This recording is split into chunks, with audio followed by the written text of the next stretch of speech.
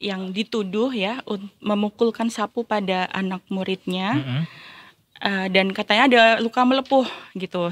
Nah, jadi vonisnya itu berlandaskan kepada undang-undang yang melindungi hak-hak anak di Indonesia. Tapi juga jangan lupa bahwa kita pun punya Undang-Undang 14 tahun 2005 yang mengatur hak guru. Guru kan manusia juga gitu Iya. ya, ada batas kesabaran Iya, juga. Terus ngelempar spidol betul. gitu Bu misalnya, boleh gak sih kayak gitu?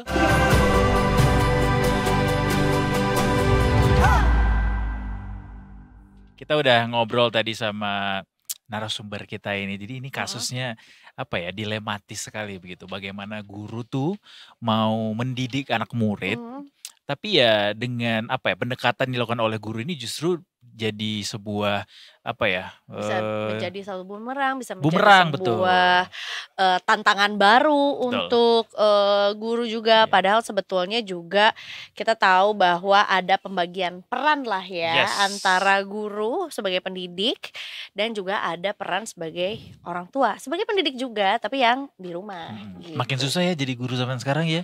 Oh, Udah kira makin susah ya jadi orang tua zaman sekarang. jadi orang tua juga susah. Ya jadi orang tua susah, aja susah apalagi jadi guru gitu. Betul. Karena Dan punya peran ganda ya.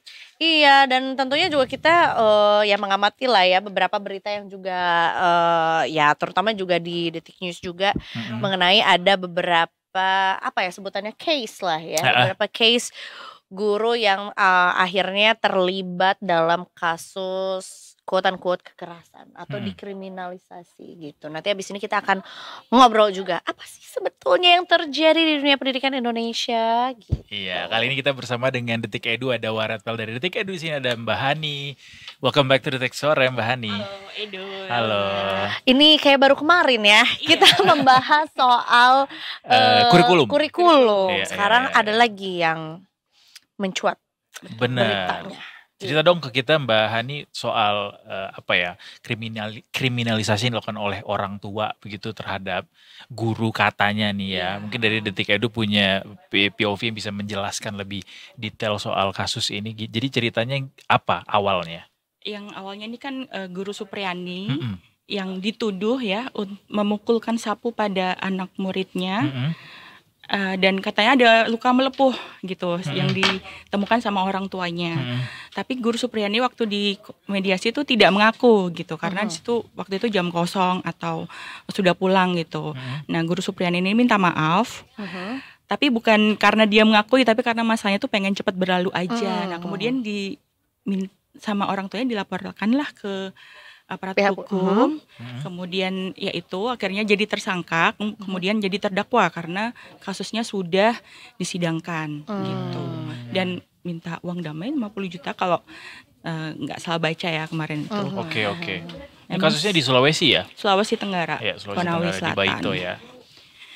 Memang ada beberapa kasus sih guru ini dikriminalisasikan nih, catatannya ini ada Pak Guru Aop tuh tahun 2012 itu mencubit muridnya kemudian diadili, tapi tahun itu MA menerbitkan jurisprudensi bahwa seorang guru tidak bisa dihukum karena menjalankan profesinya untuk mendidik seperti itu. Waktu itu Pak Guru itu mencukur rambut siswanya, kemudian dicukur balik sama siswanya. Sangat tidak beradab gitu ya. Bisa Iya. ada ya ternyata kasus itu baru aku Ada mendengar tahun sih. 2012. Kemudian ada Oh 2012 itu? 2012. Apa itu sekolah ini kali sekolah salon? Jadi emang ada praktik ya, ada Jadi feedback kan ya? nggak boleh gondrong kan, kalau dulu kita tiap Senin diperiksa panjangnya Iya. terus dicukur, nggak terima dicukur balik tuh gurunya. Kemudian ada Pak Guru Sambudi tahun 2016 asal Sidoarjo divonis 3 bulan bui karena mencubit murid yang nggak mau sholat gitu. Jadi indikasi bahwa ada kekerasan begitu yang dilakukan oleh guru kepada siswa di sekolah itu tuh enggak. Tadinya saya mau menyalahkan bahwa generasi sekarang kayaknya lembek-lembek gitu ya. Sehingga kayak apa yang dilakukan oleh guru di sekolah sebagai bentuk istilah pendidikan begitu dianggap kekerasan. Ya. Betul, tapi ternyata Mbak Hani bilang dari 2012 pun udah ada Udah catatannya ada gitu. Jadi bukan karena generasinya nih atau gimana? Nah Sejauh itu ini. dia. Kalau saya baca dari buku buku super bukan guru super bukan guru baper, Oke. tulisannya siapa yang tadi ya? Idris siapa gitu ya. Itu Mhm.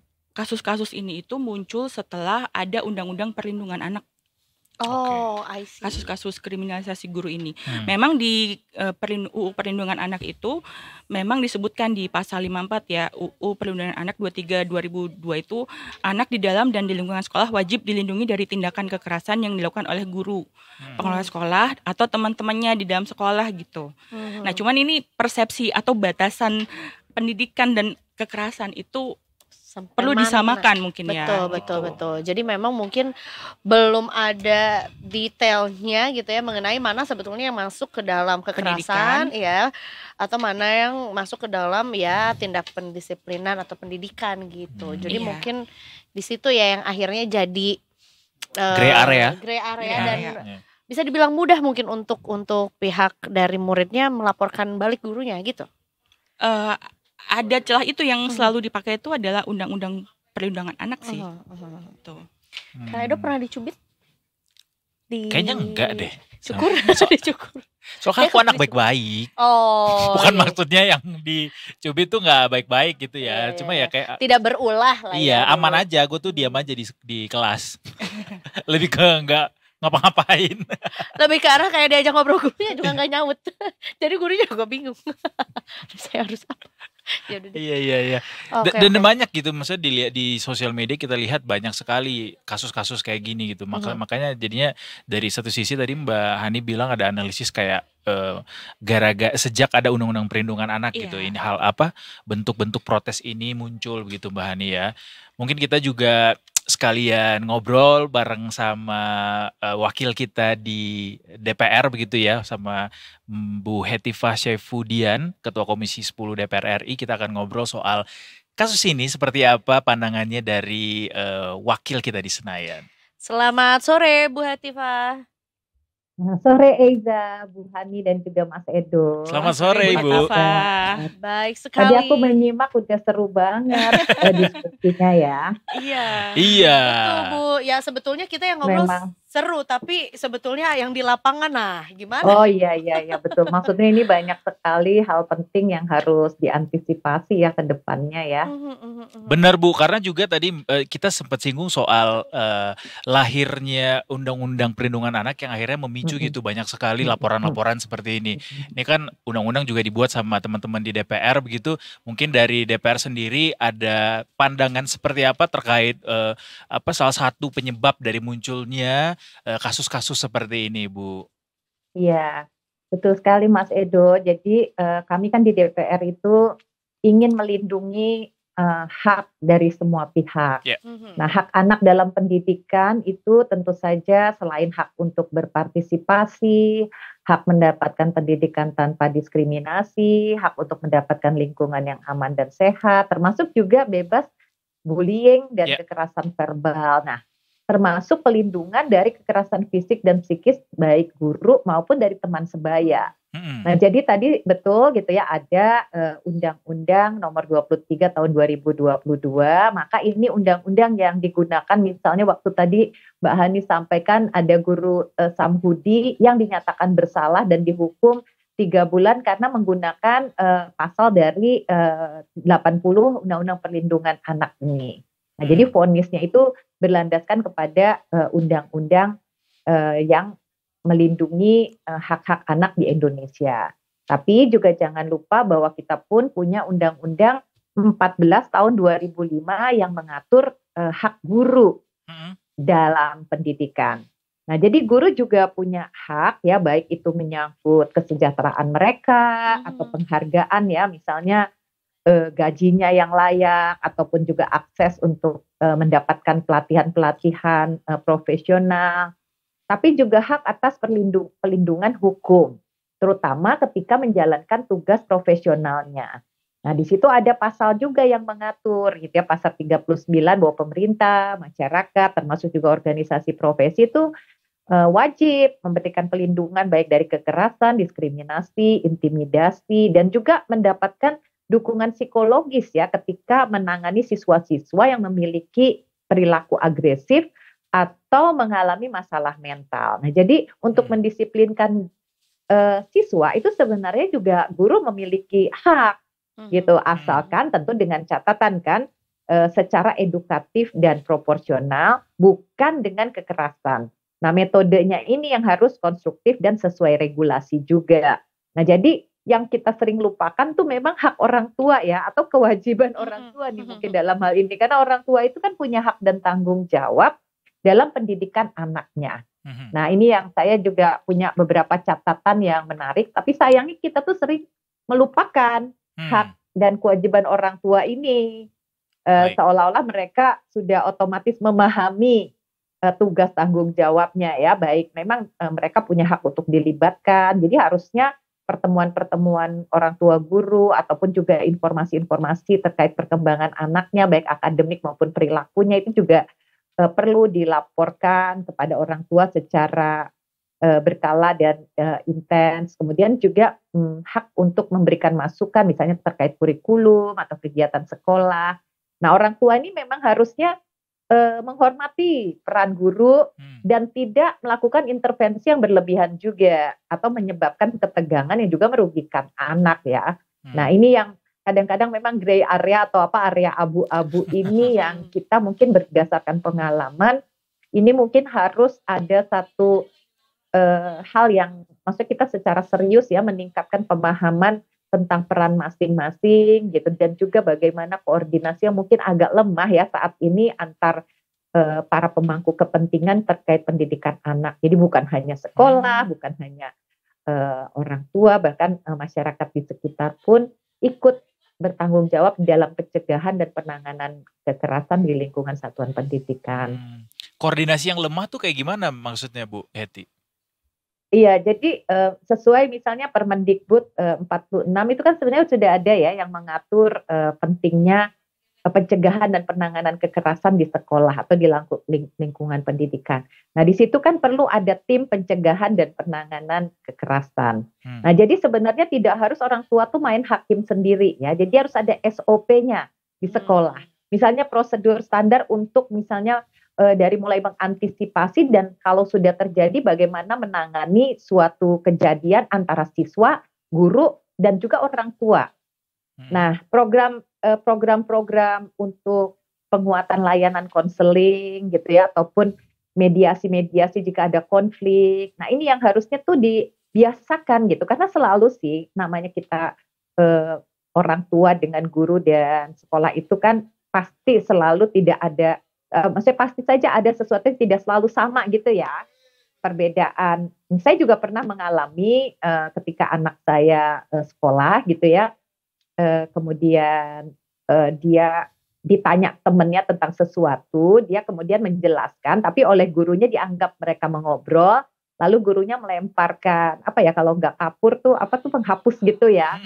Dan itu sebenarnya bagi guru itu kan ingin mengingatkan anak jangan mengobrol pada saat belajar ya, pada saat belajar gitu. Tapi anak-anak sebenarnya juga punya hak untuk menyampaikan sebenarnya mereka bukan mengobrol gitu ya, tapi tadi dia punya alasan dan kejadian kecil walaupun itu hanya dilempar kapur atau apa itu juga memberikan suatu tekanan mental tersendiri bagi anak-anak zaman sekarang ya yang agak beda memang dengan kita. Jadi ini juga harus menjadi perhatian para guru bagaimana metode mendisiplinkan anak dengan cara yang berbeda. Karena sekarang kalau saya membentak anak gitu ya, pasti dia baru bentak yang menurut kita nih ya, belum marah loh ini, cuma kamu tuh gimana sih kok ini you hurt my feeling, Mam. Nah, udah protes tuh dia. Mas, gitu. tapi boleh nggak sih Bu, kalau misalnya kayak guru gitu karena kesel sama muridnya ya kan, guru kan manusia juga gitu ya, ada batas kesabaran juga, terus ngelempar spidol gitu Bu misalnya, boleh nggak sih kayak gitu? Iya. Nah, justru kalau menurut pendapat kami gitu ya, maksudnya orang tua zaman sekarang dan melihat situasi anak-anak yang memang lebih kritis gitu ya. Jadi kita memang harus menciptakan satu proses belajar mengajar yang iklimnya tuh lebih pertemanan gitu ya.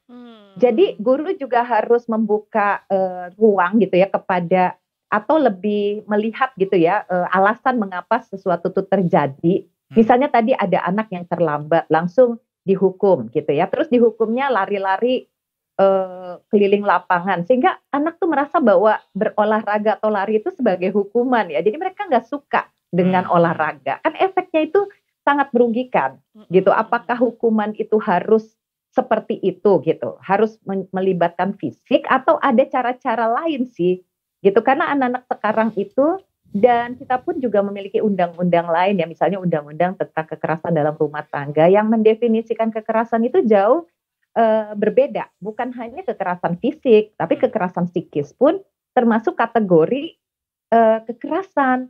Kalau kita sebagai suami atau misalnya istri pun gitu yang selalu membodoh-bodohi istrinya, ya seorang pasangan membodoh-bodohi, kayak kamu goblok banget ya dan sebagainya sehingga secara psikis orang insecure dan sebagainya, itu pun udah termasuk kekerasan.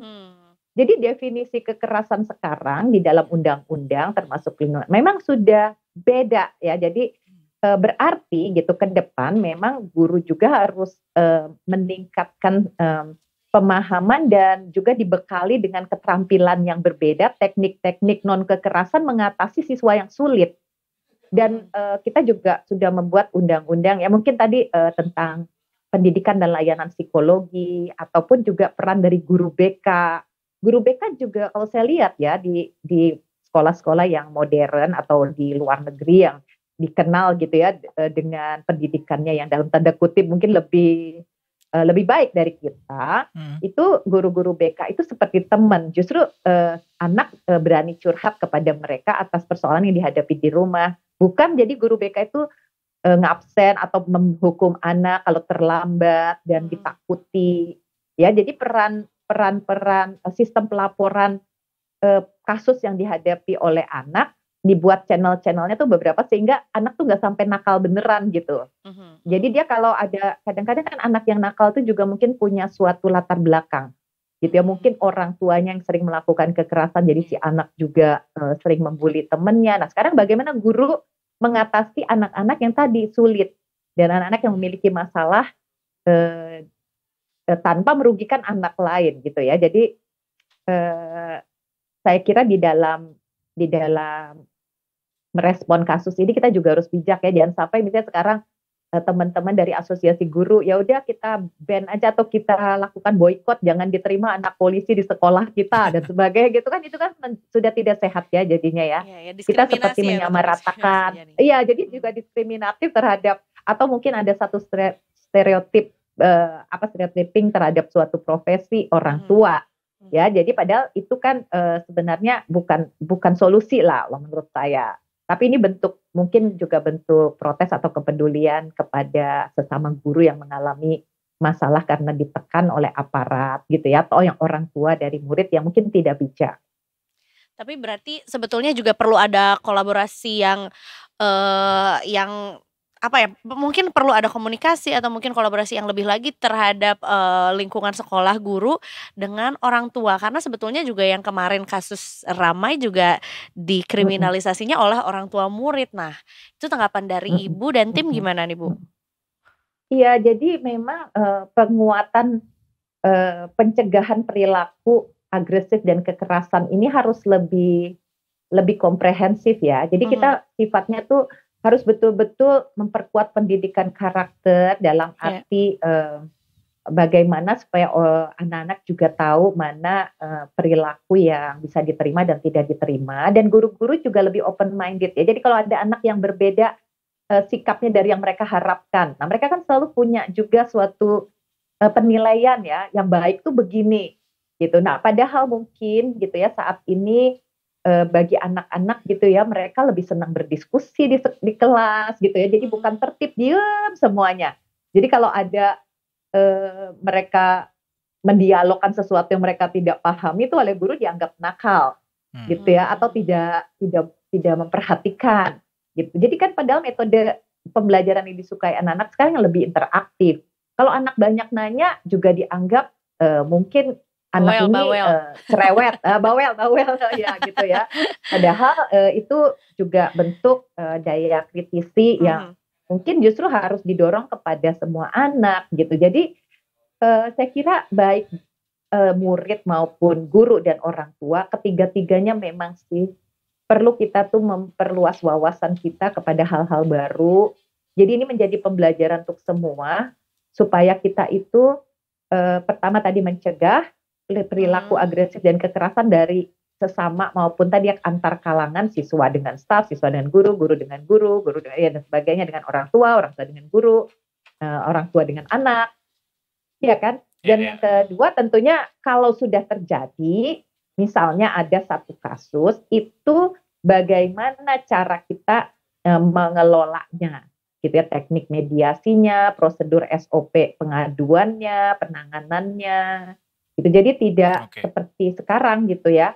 Kalau orang yang mau punya kuasa atau pejabat rasanya bisa punya langsung melaporkan guru. Nah, itu juga terlalu berlebihan dan ketegangan itu merugikan anak, bukan hanya anak yang terkait tapi juga seluruh sekolah. Siap. Mungkin Mbak Hani ada pertanyaan atau ada tanggapan ke Bu Heti? Iya. Bagaimana Bu bikin guru-guru tuh tidak kapok Bu untuk mendidik siswanya, nanti jadi cuek bagaimana? Iya, karena di sosial media jadinya di sosial media mereka udah protes begitu Bu. Jadi kalau ada yang berantem jadi dibiarin aja gitu Bu. Iya memang sih, saya juga pasti, nah inilah ya, jadi kondisi kesejahteraan psikologi semua pihak kan harus dilindungi. Nah sekarang guru-guru juga seperti tadi ya, kita tuh sebenarnya punya undang-undang yang melindungi guru, ya perlindungan hukum lagi, khusus dalam arti luas ya, bukan hanya hukum dalam arti kalau sudah ke pengadilan ya, tapi hak-hak guru itu juga banyak. Nah ini yang kita lupa gitu. Jadi nanti ini harus dielaborasi lagi bagaimana kita menghormati peran guru. Terus juga intervensi sampai di mana gitu ya orang tua bisa terlibat. Nah sekarang kan guru-guru ini bisa jadi apatis gitu ya. Ya udah kalau gitu ya pokoknya gitu.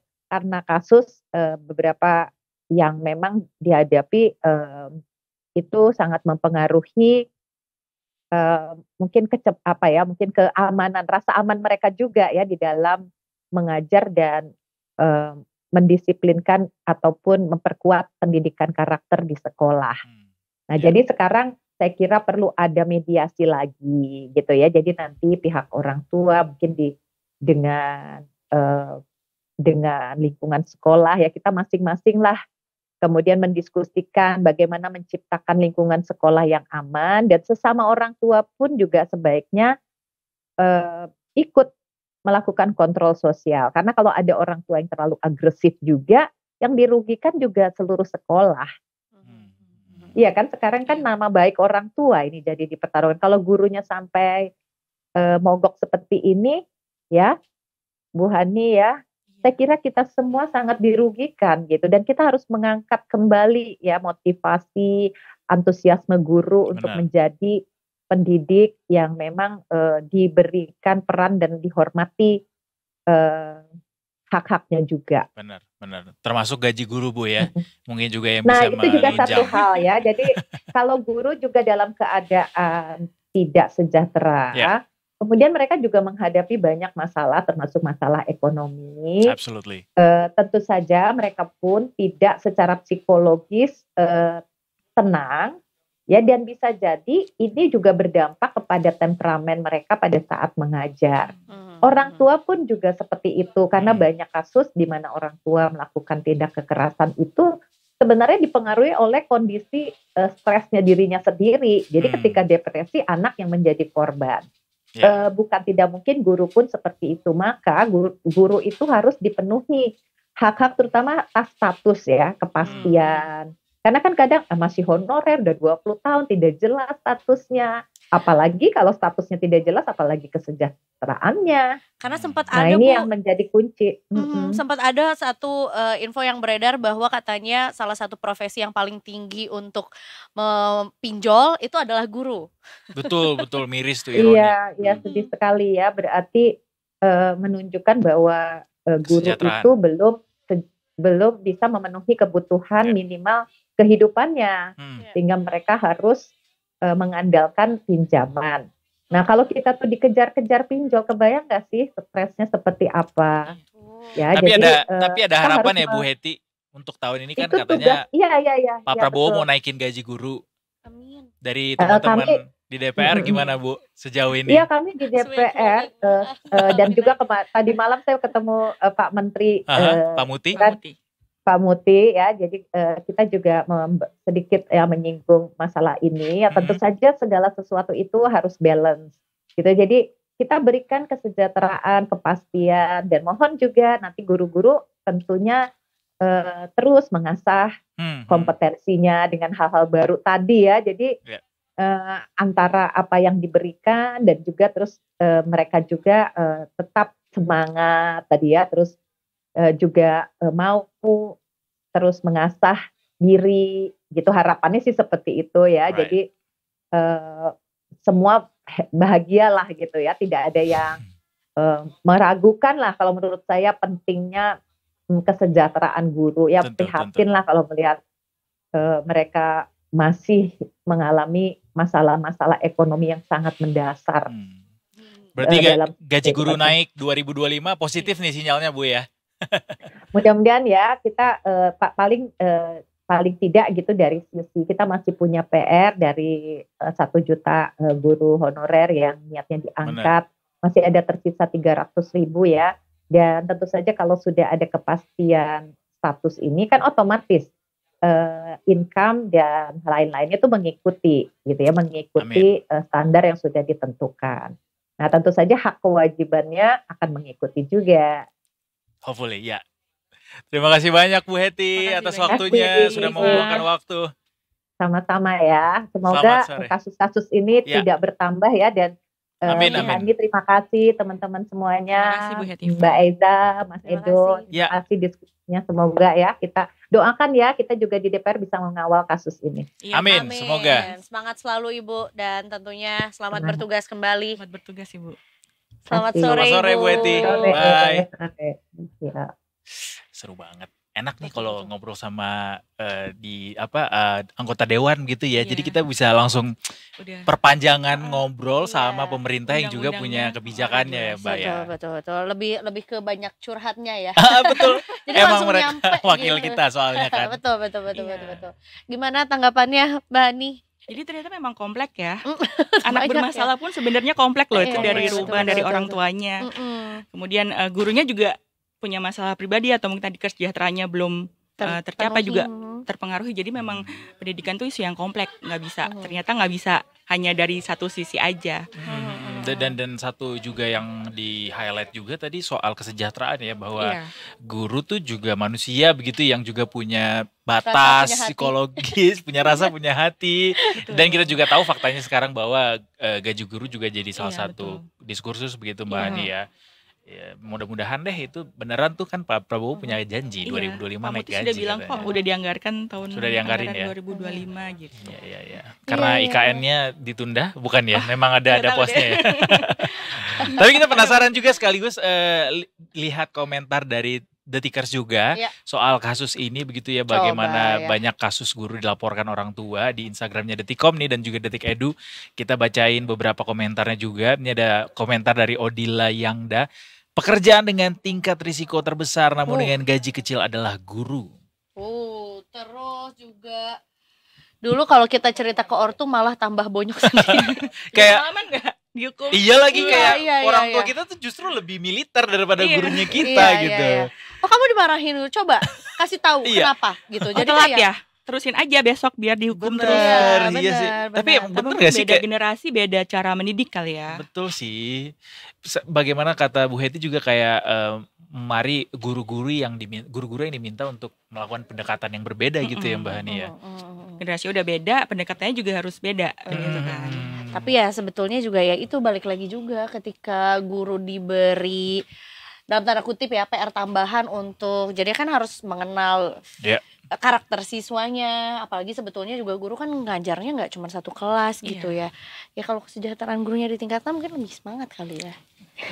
Betul, tentunya harusnya ya, hopefully supposed to be. Tapi ya gue kebayang aja sih gurunya misalnya Gen Z melawan Gen Alpha. Wah, perang dunia 3 pecah. Iya, sama-sama kayak mental gua bro gitu. Benar. Iya. Kemudian juga katanya kalau misalnya guru tidak boleh mendisiplinkan siswa. Ya udah anakmu di rumah aja, didik sendiri. Siapa tahu jadi profesor. Jadi kayaknya banyak detikers yang minta ya ini nih jangan dihiperbola gitu ya sama orang tua gitu, bahwa ada guru yang mencoba untuk mendidik dengan cara ABC begitu, selagi itu masih dalam batas wajar ya Mbak Hani ya. Ada batas-batasannya di dalam undang-undang juga. Jangan kayak gara-gara dicubit atau mungkin cuma dilempar sama spidol terus ngadu gitu, terus didramatisir gitu. Baru ya. spidolnya belum ininya. Penggaris sudah pernah belum penggaris yang panjang kayu itu. Tapi gue beruntung itu tuh biasanya populer di ya di swasta tahun-tahun nggak Ya, sih? di tahun-tahun 90-an. Jadi temen gue kan anaknya negeri banget nih ya, Aku juga kok. dari SD SMP, sampai SMA gue negeri nih. Sama. Cuma banyak teman-teman dari yang swasta gitu, dan mereka selalu curhat kalau di swasta tuh, dan gue tahu sekolah ini memang terkenal dengan guru-gurunya yang killer gitu ya. Di swasta tuh banyak guru-guru killer gitu, dan biasa aja mereka tuh yang sampai patah penggarisnya, tapi jadi orang sekarang gitu. Iya. Kuku biasanya. Makanya sekarang sebagai bentuk pemberontakan, Ibu Bapak Guru sekarang pakai kutek karena udah kerja. Rambutnya diwarnain. Karena lu gak boleh gitu. Tapi ya make sense lah gitu. Masa anak sekolah pakai kutek. Iya dong, jangan Ya dong kan? anak sekolah pakai kutek. Kalau kata lagunya Tulus dan kawan-kawan mah, semua murid semua guru. Jadi jangan ada yang menganggap kayak gue lebih tinggi nih, lo yang harus ini gitu ya. Ya, Karena Ya, semua kita tuh bisa belajar dari siapapun, dimanapun. Betul. Gitu.